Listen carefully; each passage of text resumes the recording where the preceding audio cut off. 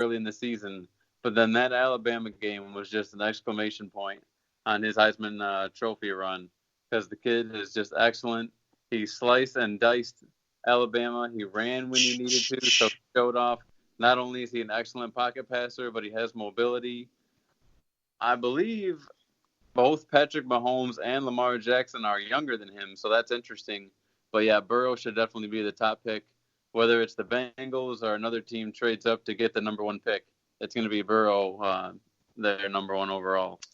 Burrow looks good, man. Telling you, first legit QB that has come out of LSU in a long time. Whoa. If you come out and say Jamarcus Russell, I swear to God. Certainly not the first LSU QB to go number one overall. I'll say that. I'm talking about legitimate, actual QB with mechanics. Who are you going to say, Chase Memberger? I like that. You're going to tell me? We can move on. No, I'm going to actually tell you the one that actually won a freaking NCAA championship down there and became a Green Bay Packer, and then also is the only one to win an NCAA champion and a Super Bowl title. His name is Matt Flynn. And yes, he was mechanically freaking sound. He just didn't have an arm. He had a short arm, and he wasn't very athletic. But he was the best quarterback. Stuck up for our backup QB because he was a Packer. College what? Okay, so when Joe Burrow has a ring on his finger, then he can say he's a better LSU quarterback than Matt Flynn. No. Until then, Flynn did something that the guy that went number one the year prior couldn't even do, and he was the best quarterback in the freaking world. And that dude took the same team and went and railroaded the SEC to an NCAA championship. I don't give a shit what he did as a pro. He also did something that Aaron Rodgers didn't do and threw for 6 touchdowns in the game before he ever did it. So it's not like he was a complete scrub. You do forget that he took in free agency and paid a 2-year, almost $27 million contract. He could deliver the ball on time. He was a lot more Joe Montana than he was Brett Favre or any of that, but he was talented. He knew how to read a defense. He knew how to deliver the ball. He played inside his limitations. Yeah, he was a backup, but he never really got a fair shot to start when he was actually not 30-plus years old. So who the hell knows what he could have done? Because every time we saw him as a Packer with the good offense, he looked like he could have went somewhere that had a comparable set of skill set players and been able to do that week in and week out. Maybe, maybe not. But the sample size we saw tells you that he should have at least been offered an opportunity at some point. So the story really will never know about Matt Flynn. But what we do know is he is the only LSU quarterback right now to win an NCAA championship and Super Bowl ring. Again, I proceed as a true quarterback to come out. Matt Flynn was taken what, the second round? 7th. Oh yeah, 7th. I'm sorry. Yeah, I mixed that up with Brian Brom. Sorry, I'll take Joe Burrow. Joe Burrow's. I'm sorry. He's actually a. Don't get us going down the road of late round successful quarterbacks now. That's a whole nother rabbit hole. So Tom Brady sucks because he was drafted in the 6th round. Or, Russell Wilson. No, I didn't say that at all. I'm just saying Matt Flynn. I said LSU. Oh, that's right. You're going outside the school. You know what? That's right. Joe Montana. He's terrible. 3rd round. Oh, you know what? Tony Romo, no good at all. Hey, did I say those guys? No, I said LSU. Joe Burrow is the best prospect out of college. He's better than Matt Flynn out of college by far. Do you see how riled up he can get so easily? Because I just speak facts. I never said Joe Burrow wasn't good. I just said the best one to play until he wins a ring. If you ain't got a ring, you can't sing that thing. So you're telling me DM on your side. Just listen to this. You're telling me, just say just for shits and giggles, if Deshaun Watson never won a ring and A.J. McCarron won 2 rings because of power running offenses, you're telling me he would be better than Deshaun Watson?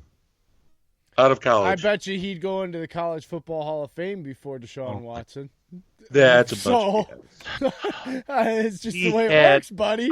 We're talking about college behind players, and they're going to look at it. And when you looked at A.J. McCarron, what he was asked to do, he dominated doing it. Nope. And he had a longer sample size of doing it, playing against much, much tougher competition in and out. Now, I just like to get you going because you're an SEC Georgia guy, dude. I really don't give a shit about No. No, I hate Georgia, actually. I'm an SU football fan. That's right. We suffer in the dome. All right. No, Joe Burrow is the most sound QB they've had. Joe Burrow is a really good quarterback. He's better than Flynn, even last year before he was started. Matt Flynn was okay. Can you make your eyes get less big right now so you're not so scary? God, I don't. Calm down, Big Bear. Yeah, what's Matt Flynn doing? On the freaking couch hunting ducks. He's 39 years old. So, Tom Brady's 42. And he never had the arm strength, half the arm strength Brady had. So get over it. He threw 446 yards against Detroit in Week 17, 2011. You just looked that up on freaking Twitter. No, I did not. I have that memorized because I have to talk crap to Julius every time I talk to him. You can't remember what you ate for breakfast, and you expect me to remember that from 2011? God, butt kiss. I remember that stuff. Failhorn because I have a good memory of football. Listen, you can ask me what 2 + 5 is, and I'll tell you, I don't know. But stats, I can remember. With numbers, I can do that. I just like to mess with you. You're so easy. Look how easy he is. Because you just failhorn me for no reason. I can failhorn you for no reason because I'm on this end of the board. But that's called abuse of power. I never said I wasn't doing that. Jeez, I was trying to do my power rankings, and I get slapped in the face over here. Anyways, Dillon. Power rankings? You were doing your mock power rankings. Mock drafts. Dillon. Got me all pissed off. Dillon. Yes, sir. I got a QB for you who's on the Pac-12 who deserves a little bit more notoriety. Who's that? Tyler Huntley. Really? The Utah Utes. Yeah.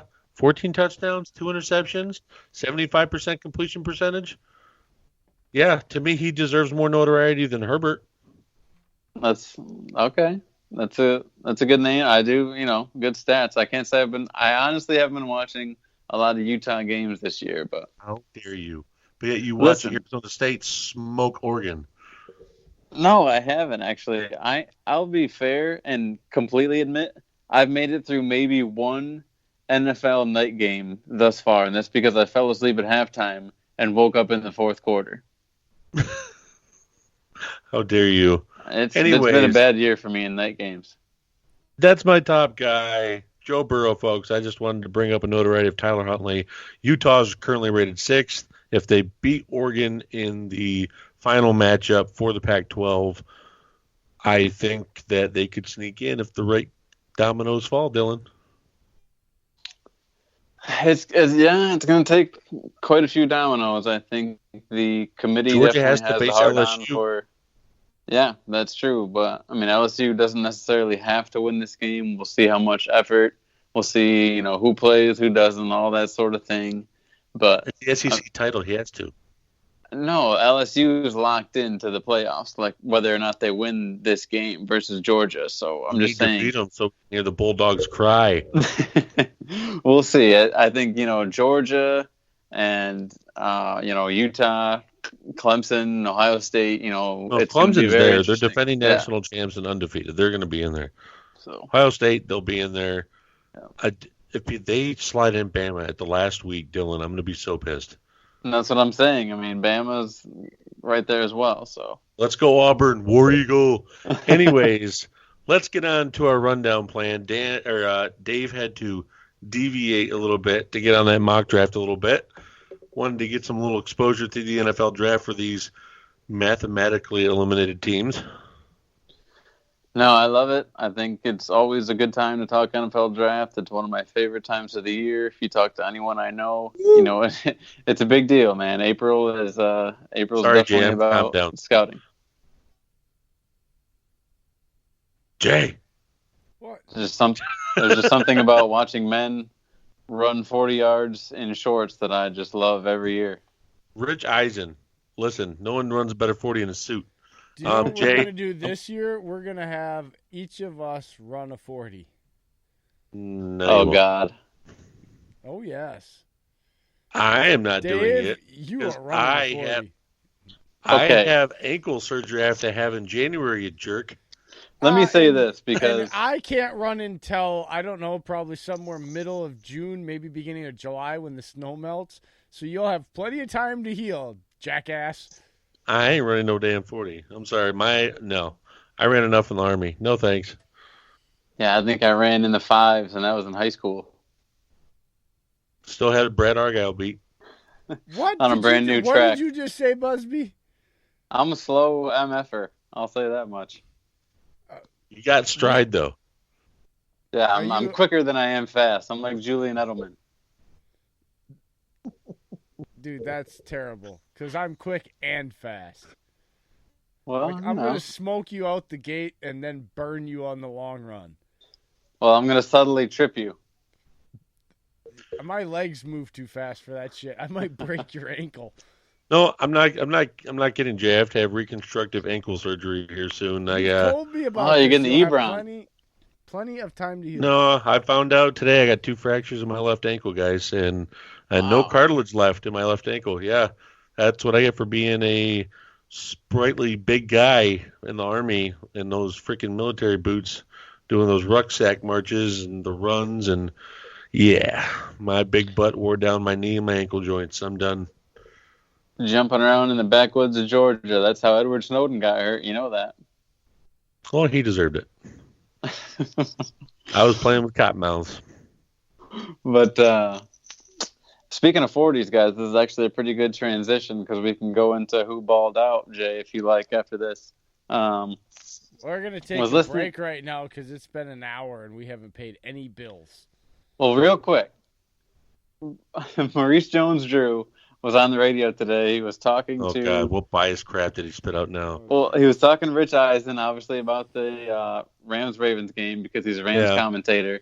And he was saying how it's tough to prepare for Lamar Jackson because he didn't run the 40 at the Combine, so you don't know what angle to take on him. We already knew how fast he was when he was in college. You know, come on, MJD. I'm down with a lot of what you say, but that is so... ridiculous. Such a LA homer, man. Anyone who watches football would put their money on he runs somewhere between 4.3 and 4.5. Definitely no more than 4.5. Not even that. I would put Lamar at freaking 4.25. So I don't know. For him to even bring that up was pretty silly. That's all I gotta say. How about a little revenge from Marcus Peters over Jalen Ramsey, basically replacing him as a Ram, and Marcus Peters had the pick 6. Yikes. Yeah. I loved it because Jalen showed he ain't worth no 2 first-rounders.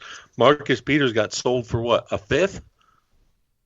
Well, I don't know. I mean, there's a lot to be said about momentum and the swagger that a team is playing with and the confidence. So I still think Jalen Ramsey's plenty talented.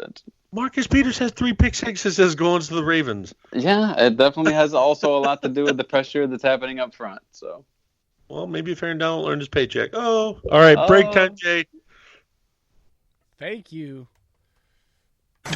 And if you haven't had enough of our banter tonight, you want to visit NFL Addictions on Facebook.com for all of your NFL banter and chatter. It's not a trash talk site, so keep it clean and keep it cordial. That's NFL Addictions on Facebook.com.